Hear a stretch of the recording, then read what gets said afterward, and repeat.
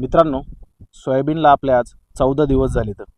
तर सोयाबीन 14 दिवस झाल्यानंतर त्याच्यावर बऱ्याच प्रमाणामध्ये हा किडींचा अटॅक होतो. म्हणजे खोडमाशी असेल, चक्रीभुंगा असेल किंवा पांढरी माशी असेल आपल्या रसशोषक किडीमध्ये, आणि पाने खाणाऱ्या अळ्या असेल म्हणजे उंटाळी असेल आणि तंबाखूवरील अळी असेल. तर ह्याचं नियंत्रण करण्यासाठी आपल्याला सोयाबीनला एक कीटकनाशकाची फवारणी करणं गरजेचं आहे. तर ह्या गोष्टीला तुम्ही सोयाबीनची पहिली फवारणी असं काही समजू नका. फक्त आपल्याला अशा प्रकारे जे तुम्हाला दिसते ते पानं कुरतडलेली दिसत आहेत, त्यानंतर असे पानाला छिद्रे वगैरे पडलेत, तर ह्याचं नियंत्रण करण्यासाठी आपल्याला सोयाबीनला कीटकनाशकाची फवारणी किंवा अळीनाशकाची फवारणी जी आहे ती घेणं गरजेचं आहे. तर आता सध्या तुम्ही जे बघता सोयाबीन, तर आपलं सोयाबीन आता 7-8 पानावर गेलं आहे. म्हणजे बघा, हे वरची 3 पानं, हे 4, हे 5 आणि खालचे 2, 7 पानं, असेच प्रत्येक ठिकाणी 7-8 पानावर आपलं सोयाबीन गेले. 14 दिवसात सोयाबीन. आता हे जे प्लॉट आहे आपण बघत आहात, हा आहे GS 335. 18 जूनला आपण GS 335ची पेरणी केली होती आणि आज आहे 3 जुलै. म्हणजे जवळपास 14 दिवस आपल्या सोयाबीनला झाले. तर मग अशा वेळेस आपल्याला पहिली फवारणी ही कीटकनाशकासाठी घ्यायची. याच्यामध्ये कोणत्याही प्रकारचं खत किंवा टॉनिक असेल किंवा बुरशीनाशक घ्यायची गरज नाही. ही फवारणी आपल्याला याच्यासाठी घ्यायची की हे रोग पुन्हा उद्भवू नयेत आणि ह्याचं वेळीच नियंत्रण व्हावं. जसं की आता चक्रीभुंगा असेल, त्यानंतर खोडमाशी असेल, ह्या जर पुन्हा आल्या तर ह्याच्यावर नियंत्रण करणं फार खर्चिक होऊन जातं. मग महागडे आपल्याला किंवा हाय पॉवरची कीटकनाशकं वापरायची गरज पडते. मग तुम्हाला आता मी कमी खर्चातले आणि स्वस्तातले जे कीटकनाशक आहेत ते सांगणार आहे. त्यामुळे आपल्या व्हिडिओ नक्की शेवटपर्यंत पहा आणि ॲग्री सरकार चॅनल आधी सबस्क्राईब करून घ्या. खाली सबस्क्राईब बटन आहे. तर नमस्कार मित्रांनो, मी ऋषी मोठे पाटील आणि तुम्ही पाहतात ॲग्री सरकार. तर बघा मित्रांनो, आता सोयाबीन 14 दिवसाचं झाल्यानंतर प्रामुख्याने खोडमाशी आणि चक्रीभुंगाचा अटॅक हा चालू होतो. त्यामध्ये सर्वात जास्त जर नुकसान कोणतं करत असेल ते चक्रीभुंगा आहे. आणि खोडमाशी जवळपास 30% नुकसान करते आणि चक्रीभुंगा आपलं 70% जे आहे ते नुकसान करतं. तर मित्रांनो, आपण सुरुवातीला बघूयात की खोडकिडीचे जे 2 प्रकार पडतात, खोडमाशी असेल आणि चक्रीभुंगा. तर ह्याचं नियंत्रण कसं करायचं? तर मित्रांनो, खोडमाशीमुळं आपलं 30% जे आहे ते नुकसान होतं. आता सोयाबीनच्या 30 दिवसाच्या आत येणारे मुख्य कीटकमध्ये खोडमाशी म्हणजे स्टीम फ्लाय हा सुद्धा आहे. तर ही माशी जी असते मित्रांनो, ही पानावर अंडी घालते. म्हणजे ही जी अशी तुम्हाला वर पानं वगैरे दिसत का, ह्याच्यावर जी आहे ती अंडी घालते. आणि ही अळी जी असते का, ती अंड्याच्या आतून बाहेर आल्यानंतर पानाच्या शिरातून, ही जी शिर दिसते तुम्हाला, ही जी शिर, ह्या शिरातून मध्ये जाते आणि आतून पूर्ण खोड ही जी आहे ते पोखरून काढते.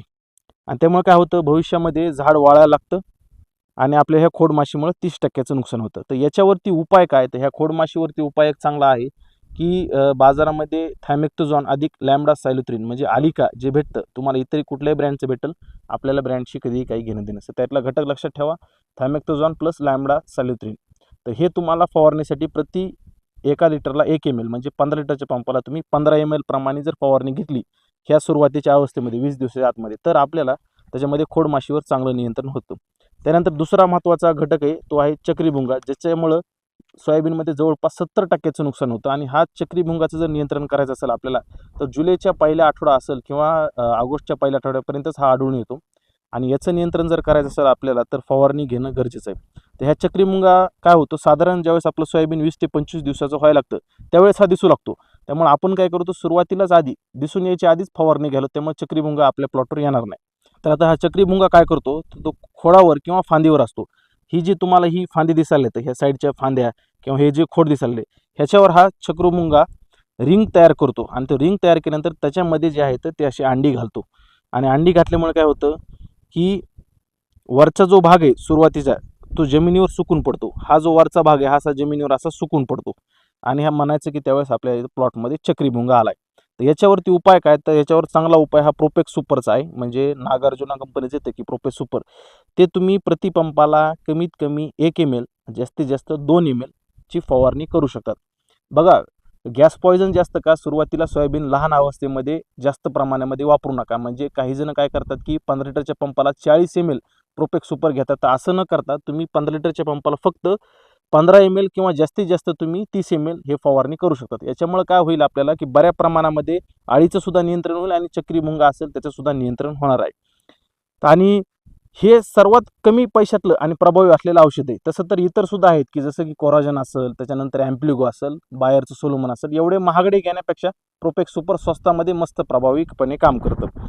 आता चक्रीभुंगा काय करतं, झाडाच्या शेंड्याकडील जे कवळे पान येतं, हे झाड आहे समजा सोयाबीनचं, ह्याचे जे कवळे पान येतं ह्याच्यावर अटॅक करतो. त्यामुळे फवारणी करताना कधी पण आपल्याला एक समान ह्याच्यावर अशी फवारणी झाली पाहिजे. त्यामुळे आपल्याला चक्रीभुंगावर चांगलं नियंत्रण होतं. आणि ज्यावेळेस पण आता तुम्हाला एखादं जर झाड असं सुकून गेलेलं दिसत असेल तर ती फांदी चिरून बसल्यानंतर बघितली का तुम्ही अशी अशी फांदी वगैरे चिरून जर बघितली त्यामध्ये तुम्हाला दिसून येतं की हा चक्रीभुंगाचा अटॅक आहे. मग अशा वेळी ते वाळलेलं झाड तुम्ही साईडला काढून असं बांधावर वगैरे टाका किंवा त्याला पुरून टाका. त्यामुळे परत त्या चक्रीभुंगाचा अटॅक इतर प्लॉटवर येणार नाही. तर ही तुम्हाला चक्रीभुंगा बाबतीत काळजी घ्यायची. मी तुम्हाला आता खोड माशी असेल आणि चक्रीभुंगा याचं नियंत्रण कसं करायचं त्याचे दोन्ही औषधं सांगितलेत.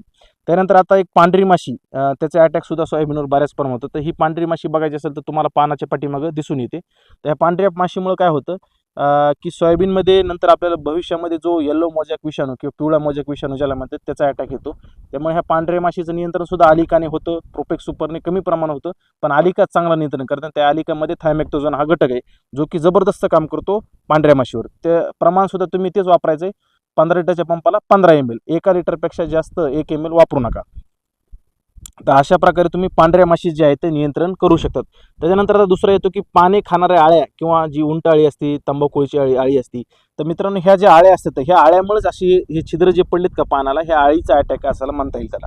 तर ह्याच्या जर नियंत्रण करायचं असेल आपल्याला तर इमामॅक्टिन असेल किंवा तुम्ही प्रोपेक्स सुपर ह्याने सुद्धा चांगलं नियंत्रण होतं. त्यामुळे मी तुम्हाला जर शिफारस करायचं म्हणलं तर तुमच्यासाठी पहिल्या फवारणीमध्ये सर्वात चांगला पर्याय आपल्याला आलिकाचाच येतो.